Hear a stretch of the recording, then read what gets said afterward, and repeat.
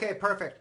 Once again, welcome everybody. My name is Brian Terrian from the Disability Digest. Welcome to our Facebook Live Q&A. This is an event to share information with you to help you get and or maximize your Social Security disability benefits.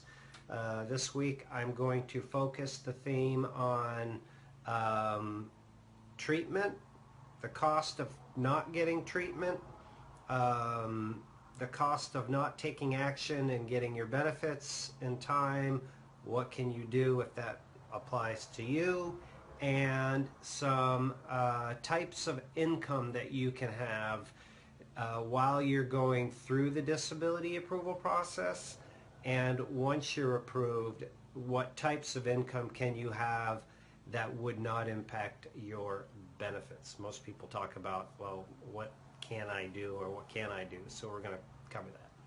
So first of all, if you're from St. Louis out there, I beg your pardon, but I am a Boston Bruins fan. Tonight's Game 7. Go Bruins!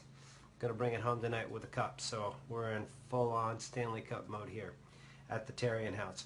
First thing I want to cover for you is a question from a member named Mary, and this is a general question that happens commonly. She writes in and says, I've recently been informed that my income from my deceased will decrease, or my income will decrease by $800 because of the disability insurance through my employer ends when I am at age 65. And she depends on it. She's getting divorced from her husband, so the financial challenges are going to become ever so increasingly pressing. What can I do? I had that question this week. I had another one from somebody that was 74, was already on disability. You didn't apply for disability because once you reach your full retirement age, it's too late to apply, and it doesn't matter if you do anyway because it's the same amount of money. Just so you make sure you understand that. If you're 66 and a half and you take your disability or your Social Security retirement at that time, it is the same amount of money that you would get if you get your disability approved earlier. So my tips for situations like this, the quick tips, there's no quick fix, frankly. It's like getting approved for Social Security disability in a day. It just, unfortunately, doesn't happen. Make certain that you're maximizing all of your health care and Medicare opportunities. And I say that because we see it every day now where individuals are leaving money on the table. So I'm not going to go into that because there's a lot of supporting information in prior shows, future shows that will cover that. So make sure that, you know, if you're paying the $135.50, that you see if you can't, if there's any buybacks, if there's any shopping credits. There's new information coming out with plans for 2020 for Medicare plans that will even be more aggressive, that will pay for some home renovations to get like a lift in or an accessible ramp on the outside of your house. So you just got to stay tuned in with that stuff if you really want to maximize your benefits. Consider supplementing your income and what you can do. And some people can't work, but if you could work and find something to do, then supplement your income.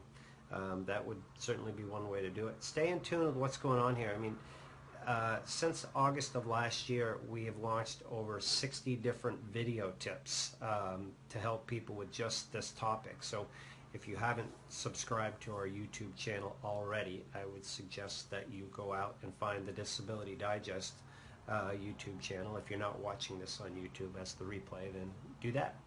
So those are a few tips for you. So anyway, make sure that in addition to that, if you have some type of private insurance policy, like this individual Mary had, that you know what the deal is in advance.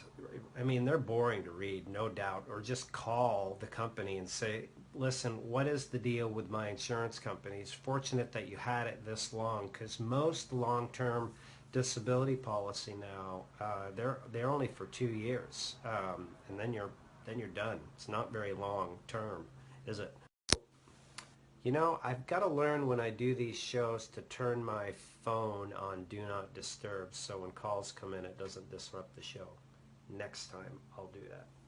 Okay, the next topic I want to cover is a situation that costs somebody a significant amount of money because they didn't pursue treatment. Now, if you're approved for benefits, I hope that you can absorb this message and you can make an impact on somebody out there that this may apply to.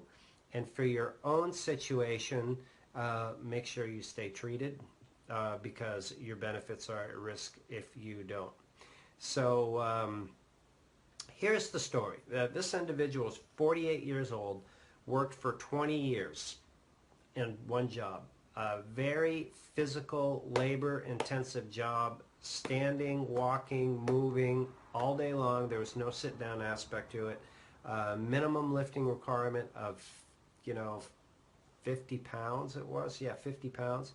So it was intense, hard work to do for 10 years. And this was a female, and she did it for over 20 years. So her body got broke down, and she ended up getting chronic fatigue, fibromyalgia, IBS, diabetes, and some other conditions. And it didn't happen gradually. I mean, it happened in like 6 months. It was pretty quick. So this individual stopped working. And when she stopped working, she didn't have her insurance, and she stopped paying for insurance, so she stopped getting treatment. And that was 2 years ago from the conversation that I had yesterday. And so she hasn't applied for her disability benefits because she knew enough about the system to know that, one, I need to be treated, and two, she was really, really super busy taking care of her mom. So when I went through her situation, I explained to her the significance of taking some action and getting some treatment, of which she had already done. She had set an appointment a few days ago to get into the local clinic to start getting some treatment. So here's my message to you and what this cost this individual. And I keep moving over here to reference my agenda. I continue to tweak my setup here. But she was out of work for 2 years. And because she didn't apply with that whole treatment, and even if she had applied, she's under 50 and she didn't have any treatment, she probably wouldn't have gotten approved. But her check is around $1,700 a month. So that would mean that at 24 months, that's $40,800 that she's not going to be able to recoup. And yes, you can go back and get back benefits, but she hasn't been treated during that whole time. So when Social Security looks at her case, they're going to say, oh, geez, it's unfortunate you have these conditions, but we don't see any medical evidence that we can base a decision on. So that money, unless somebody can miraculously win this case, is poof, gone. So for $40,800, could she have gotten some type of treatment? Sure. I believe, well, in my experience and all the time that I've been doing this, there is a low-cost, no-cost clinic in every neighborhood in the U.S. And we have been able to get people into them. And it's not treatment that is, top shelf by any means, but it's adequate enough to get you some type of medical evidence so that you can get through the process. And that's the key, and then you can get on Medicare. So here's the next step of this. And there were 4 other conversations of individuals that totally missed the window, and they waited more than 5 years in the last week, more than 5 years to pursue their benefits, and it's too late. So if this individual had done that, had waited, for example, 3 more years, here's what would happen. For 14 years, she would have lost income of $20,400 per year. That's $285,600 in benefits for that block of time from 48 to 62. From the time that you're 62 to full retirement age, you earn the difference between, she could take her early 62 retirement, she'd get some money, but the difference would probably be another $50,000 if she was on disability early. So the whole package of money, $335,000 is my estimate, and that doesn't include Medicare. So for people out there or that you may know that are sitting around thinking they might be able to go back to work, or they've got other reason or rationale, or they don't want to pursue the process, just encourage them. Say, listen, man, you've got to take action, or this could expire, and it's devastating for them, devastating for their family, because somebody ends up supporting them. And so it's too bad. Stay-at-home moms, classic example. Well-intended, and working, but not getting paid or not paying into the system with FICA tax.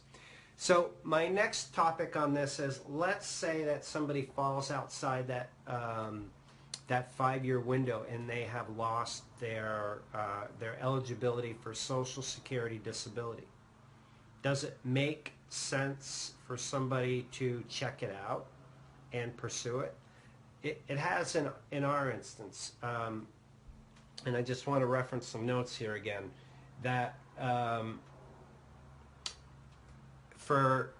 use an example. In Social Security, they refer to as credits. So for every quarter that you work and you earn this year $1,360 for each quarter that you work, you build up credits. So you can get 4 credits in the year. So if you have 40 credits is what you need for disability. Let's say that you are at 38 and you need 2 credits to restore your 40 credits. Well, those 2 credits you would need to work in over 6 months. You would need to earn the $1,300 and what did they say it was? $60 per quarter for 2 quarters, and then you restore the check. So if that was an individual that I just referenced and she's dealing with that package of money, would it make sense to find some way to restore your work credits? I think so. I don't know. It's not for me to decide, but it's certainly a consideration. So if you don't have work credits, find out what the deal is and if you can restore them. All right. I see the comments coming in here, but the way this is set up on my phone, I'm not able to read them because they're sideways, so I'm learning this process. But thanks for waving. Terry, that's great. Awesome. I'll figure this out as we go. When I started doing these, it was 2007, and it was just, we just do it on a conference line. It was great. I think this is good. Okay, I have a comment here. Let me see. All right. Listen, Terry, thanks for joining from Canada. You know, this is really geared towards the U.S., but I know un peu about the Canadian system, and the concepts often apply. The disability system is up there, is called something else that escapes me now. But so welcome, enjoy. So the last thing I want to talk about is income, and the type of income that you can have and get approved for your disability benefits and still keep your disability benefits. So first of all, there's this term called SGA, Substantial Gainful Activity. And I'll put the link in the show notes if you want to go out and read Social Security's version of it, but my layman's version of it is this. Anything that you do that requires your gainful activity to acquire that income is what Social Security looks at, and they look at the time it takes and the money that you make. So for example, if you are working a job at the local 7-Eleven and you are down there and you're working 25 hours a week and you're earning $1,200 a month, for example, then you are earning over the SGA allowed amount to apply for disability, because you can earn, once you're approved for, going through the disability approval process, you can earn $1,080 a month. Once you're approved, you can earn $880 a month at the time of this recording. But they both apply to that SGA regulation. What is the gainful activity that you are putting in, you are investing to get that out. So that's what determines your benefits. So what type of income would not apply to that? And here's a few examples. Investments.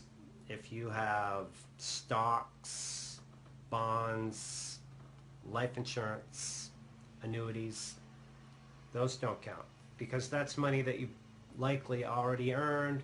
It's churning, it's investing, right? So that's one. Rental properties. If you have a rental property and that's generating income and your ability to maintain that income is less than 20 hours, right, then that's fine. We've seen people go through the approval process like that.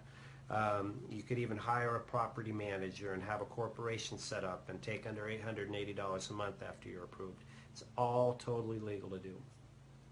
So if you're going through the disability approval process and you have that type, either of those types of income, or you're on disability, then those are fine. Child support is another one. Short-term, long-term disability payments are not considered to be gainful activity. Here's an interesting one that I just came across this morning. And some member Michael. Michael had been he worked with Medicare for helping individuals for 35 years. And he became ill and he couldn't pursue business anymore. He still had income from residuals because you receive, like a lot of insurances, you receive residual income. And so Michael applied for disability even though he had over $1,080 a month, significantly over in residuals. But he was able to successfully secure his Social Security disability benefits, and he was able to get all of his back pay because the premise of his case was that that money, those residuals that he was earning, was from efforts that were in the past. And so now he's not able to go out and acquire any new business and to grow his business. And so he qualified for Social Security disability. So, and then so that helped him out. Then he turned full retirement age, 66 and a half, started to feel a little better, so he's gone back out and he's building his business back up again. So residuals like that are a nice form of income to help you weather the storm through that. So those are a few tips today about treatment, income, things to look at and consider. Again, this has been Brian Tarian from the Disability Digest. If you like the work that we do here, we sure hope you do. Well, if you don't, tell us. That would certainly be helpful. But if you do, join us on Facebook. We're here most Wednesdays, and we have the weekly Q&A like this. If you're watching us on YouTube, click the subscribe button. If you're not a member and you're just finding out about us and you want to be tuned into everything that's going on, we have a membership. It's free. We'll teach you how to get and or maximize your disability benefits with events like this, replays, interviews, lectures from industry experts.